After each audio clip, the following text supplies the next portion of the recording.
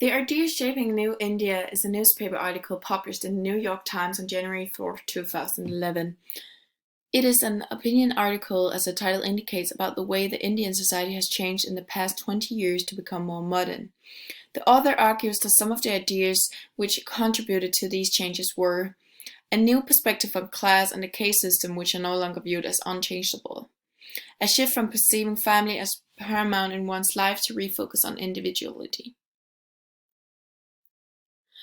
Unlike after the Indian independence, the Indian no longer feel the need to be British but are actually proud of being Indians.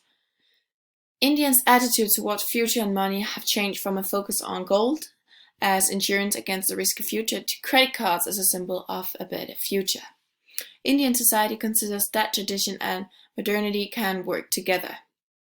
And the center of this article is the journalist Anand Jehiradas, and the receiver is the reader of the article. The writer lists and explains what he considered to be relevant ideas that have shaped Indians since 1991. The article is structured using subheadings that separate each new idea. Classes as situation, a bed is for two, English is passé, plastic is better than gold, and modernity is best served traditional. As with any article, the text follows an editorial structure typical for journalistic materials. The title of the article, The Idea Shaping the New India, informs the reader what the text is about and suggests the type of article. It is clear from the headline that the text is going to be about the modern Indian state and the process of transforming it is undergoing, triggered by certain ideas. The article opens with an introductory paragraph informing the reader about the overall topic and what motivated the writer to compose the text, along with some background information about India.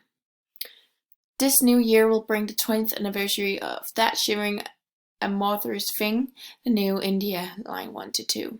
Here, based on my own years of traveling in and reporting on the country, of 5 ideas have done much to turn the new Indian new, line 17-18.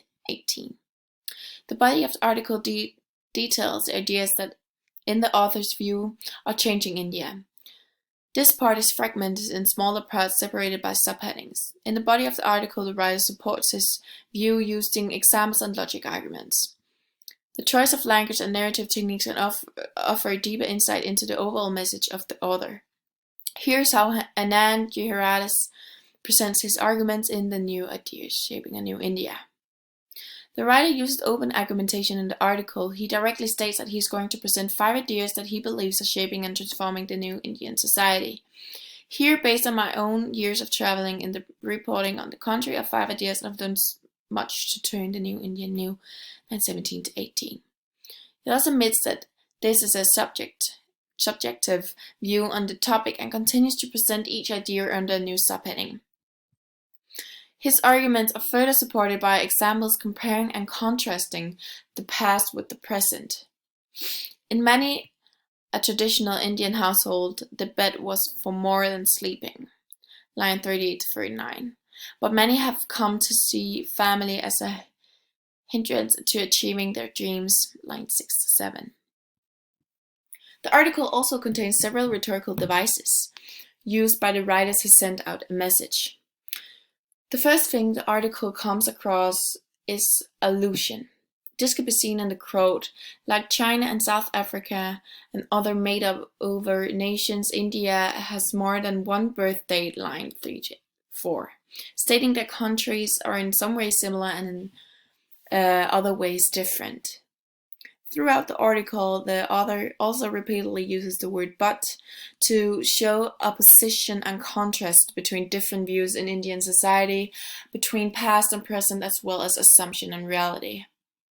In the first paragraph, the writer asks rhetorically, who's the new India? Line 14, using this technique to mimic surprise and connect with the reader. And a meaningful rhetorical device is the different form of appeal. This article contains all 3 of them. The first article comes across as ethos. There are multiple references to citizens, India, civilization, family, nation, and population. But it is to 1991, when India began to open its doors to the world and loosen the economic controls on its own citizens, that present form of the country can most easily be traced. Line 6 to 8. However, the author also mentions feelings of happiness and refers to inner desires of Indians, subtly using pathos. The best approach of family happiness is for you to take care of you and me for me. Line 12 to 13. It is valuing your worth as the present value of future earnings, not past ones. Line 2 to 3. Lastly, we have logos. It is the basis of the article in terms of structure. The text is structured logically, with arguments flowing one after the other. In the last part of the text, the author also draws a logical conclusion based on what he has presented. What is emerging is the kind of situational modernity in which there is time for casual hookups and time for arranged marriage, a time for belonging to the greater tribe, and time for solitude and self. Lines 19 to 21. The writer focused on the choice of words used in this article. He uses casual language mixed with the more elevated expressions such as slang, Indian, and French words. The choice of words makes the text more colorful and attractive to the reader, giving it a humorous and iconic note. Another term to focus on in the article is figurative language. The author uses metaphors and personifications in order to illustrate the view on India and Indian society. Indian is personified as a young adult in order to show it will take some time for the country to fully develop. India is an ancient civilization, but in many ways the country can also seem like a 20-year-old. It walks with the swagger of a nation that has its best days ahead. Line 9 to 11. His intention with this article is to describe some of the factors that contributed to the way Indian society works today, with the aim of making the amorphous thing, line 2, more accessible to other people, and showing how and why India is a special case in the developing world. But there is perhaps another way of seeing its journey over the past 20 years as a different model of modernization. Line 10 to 12. The author ends the article by summing up the way the newer India can be portrayed, making references to arguments forwarded in the body of the article. What is emerging is a kind of situational modernity in which there is time for casual hookups and a time for arranged marriage, a time for belonging to a greater tribe, and a time for solitude and self. Line 19 to 21.